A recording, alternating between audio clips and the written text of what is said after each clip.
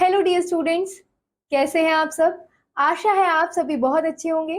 तो आइए बच्चों, शुरू करते हैं हमारा अगला चैप्टर, जो कि है chapter number 5, ordering of numbers. तो बच्चों, यहाँ हम सीखने वाले हैं कि नंबर्स को कैसे ऑर्डर करना है। So we have some ways to order the numbers. For example, we have ascending order and descending order. ठीक है, तो बच्चों आप देख सकते हैं हमारे पास दिया हुआ है असेंडिंग ऑर्डर।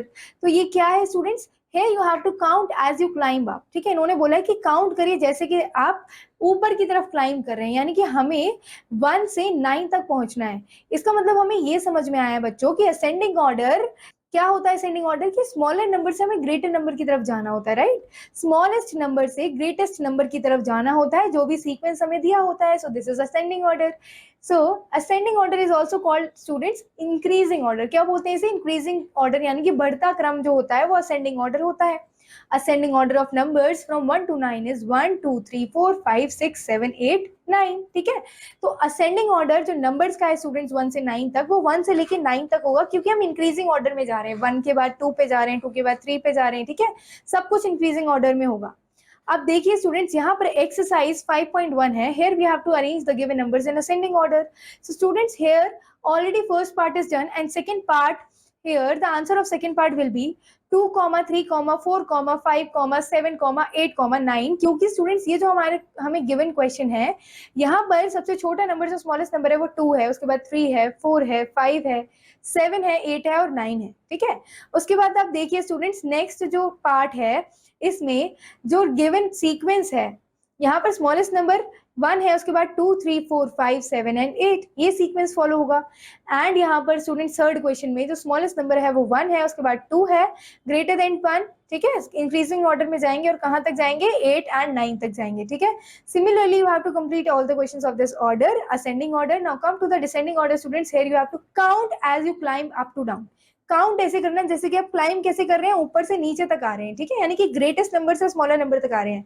तो कैसे आएंगे आप नीचे? पहले 9 पर आप खड़े हुए हैं स्टूडेंट्स, 8 पर आएंगे, फिर then 7, then 6, then 5, then 4, then 3, then 2, then 1।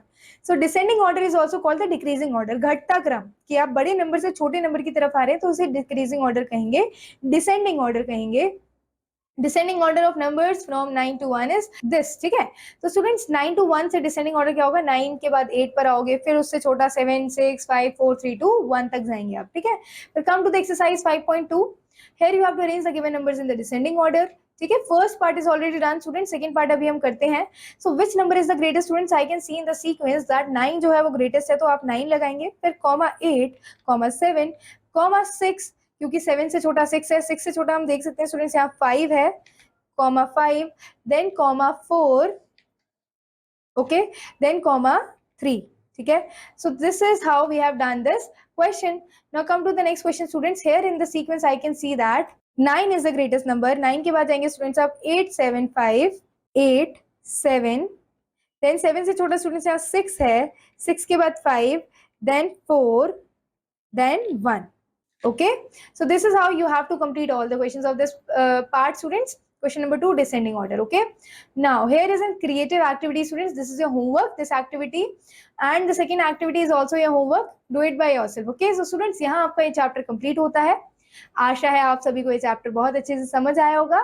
Ascending order and descending order के बारे में आपको बहुत सारी नॉलेज भी मिली होगी। तो स्टूडेंट्स, हम मिलते हैं नेक्स्ट क्लास में नेक्स्ट चैप्टर के साथ। तब तक keep revising, keep learning. Thank you, all the best.